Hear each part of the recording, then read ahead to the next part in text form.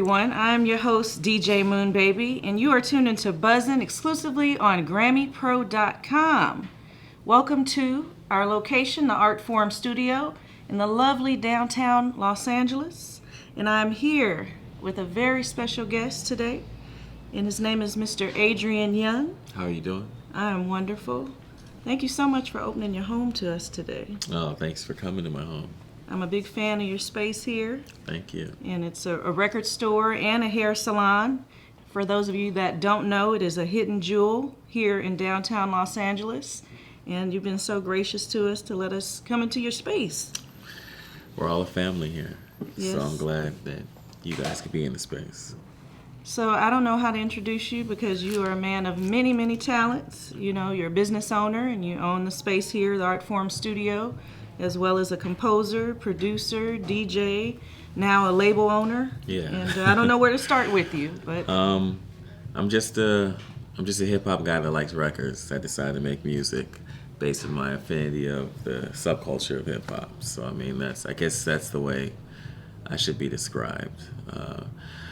I love to produce, and my production is based on archaic methods of production, which essentially are analog methods of production, and live instruments, 2-inch tape, old microphones, old preamps, and I like to kind of look back to look forward with the music.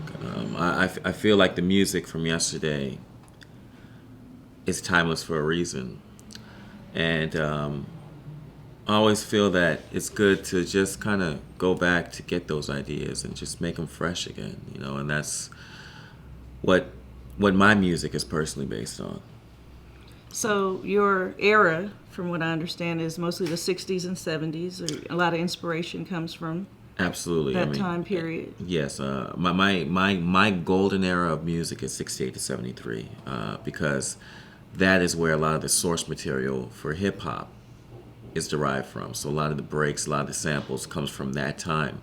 And that time is just an exemplary example of recording, and not only recording, but just composition. I mean, it's just a really pivotal time for music, just vinyl culture in general. Right. So I like to use that as a reference of inspiration for myself as far as making music, you know, because we could listen to those old Stevie Wonder songs, or those old Marvin Gaye songs, those old Sinatra songs, as if it's just brand new material, you know, and there's a reason for that. And like I said, a lot of it is based on the fact that the composition was so sweet back then, but also the sonics palette is so special.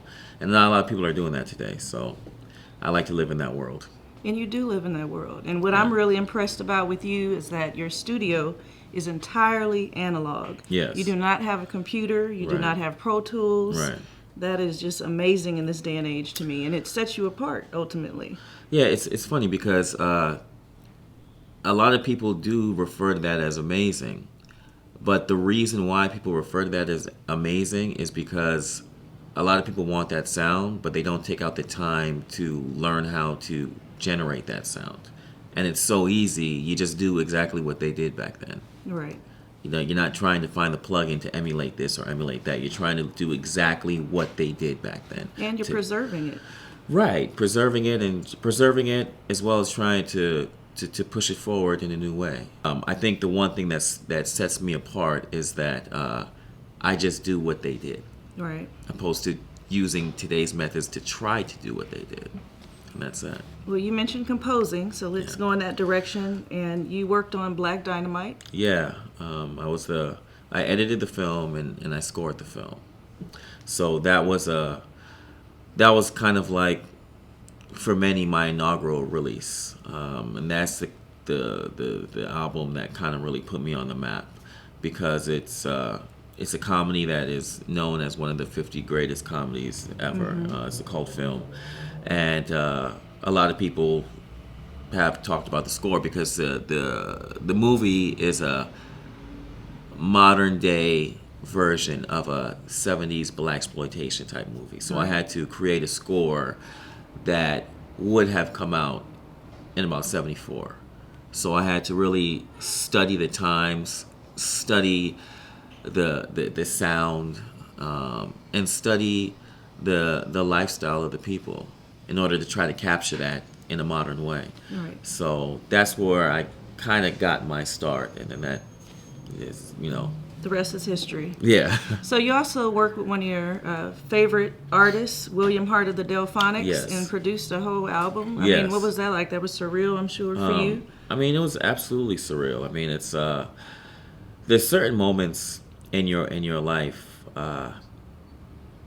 being an artist, where you just kind of hit the next plateau, and then you keep on hitting the next plateau. And you're like, you can't get better than this, and then it gets better and gets better. And those moments come to you at the strangest times. I mean, before William and I hooked up, and we were talking on the phone, and I've always been an avid fan of the Delphonics, and he's telling me all these stories, how this song was made, how that song was made, and he's singing to me on the phone before we even met, just stuff that's in his head. I'm like, yo, that's incredible. But nothing really hit me until I pressed record on my tape machine and had him singing on my vintage mic and hearing that voice. It's as if I'm going back in time, Right. and creating new music with the living legend.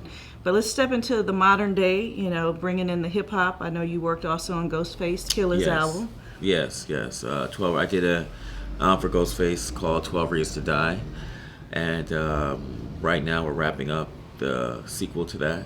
And I love Ghost. I mean, I love Wu-Tang. And RZA is also a friend of yours. Yeah, RZA's a good friend. I'm working on. I worked on the new Wu-Tang album, so that was special for me, and I'm meeting all the people I've always ever wanted to meet, And working with them. and working with them, but working with them with a mutual admiration, and that is something that's special, because somebody like myself that was so inspired by the RZAs or the DJ Premiers or the Ali Shaheeds. I mean, these people taught me so much about music without knowing me. Right. And then I meet them, and they talk with me about what we learned from each other and how we could work together to make new things together. And it's moments like those that are really special for me, and that really inspire me to want to just make more music and be better better at what I'm doing, and try to be better than what they did. Right. And having them try to be better than what I'm doing or what I did. Just working together to just try to make great art. So as far as your newest venture, which is a label owner, Yes. congratulations, by the Thank way. you very much. Linear Labs is the Yes. name of the label. And your first project you put out is the 20th anniversary of another hip-hop Yes. phenomenon, Souls of Mischief, out Souls of the of Bay Mischief. Area. Yes. How is it working with those guys? I mean, their album 93 Till Infinity, I knew all the words for the album. I mean, their whole lifestyle represented who I was when I was in high school. So meeting people that I felt that I knew personally for 20 years, Through their music, though. yes, exactly. I felt like I knew them personally.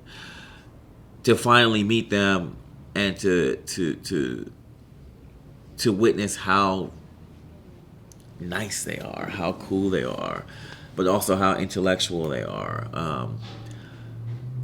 It was special, and it was also really special for me because it gave me the opportunity to stride to do something better than they've ever done, and it gave them the opportunity to strive to do something better than they've ever done, than I've ever done. And So you pushed each other. We pushed each ultimately. other. Yeah, I mean, it's like a football team. Like we all really held hands and really tried to win.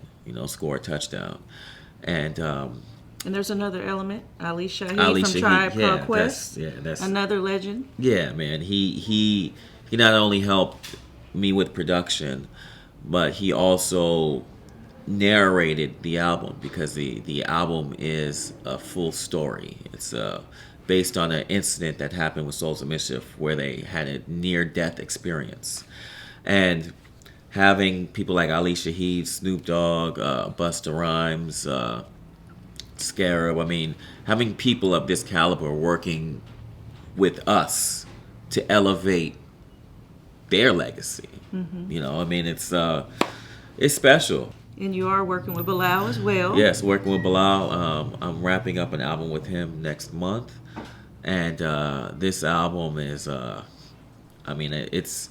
I tell people this album is like Donny Hathaway and Stevie Wonder hooking up with Prince to make an album. I mean, it's I can't imagine this. Yeah, it's just. I mean, because I mean, Bilal is one of the best soul singers in the world, straight up. I agree. And his voice is an instrument. Absolutely, for sure. Absolutely. And it's just like there's just really deep songwriting, and I personally feel that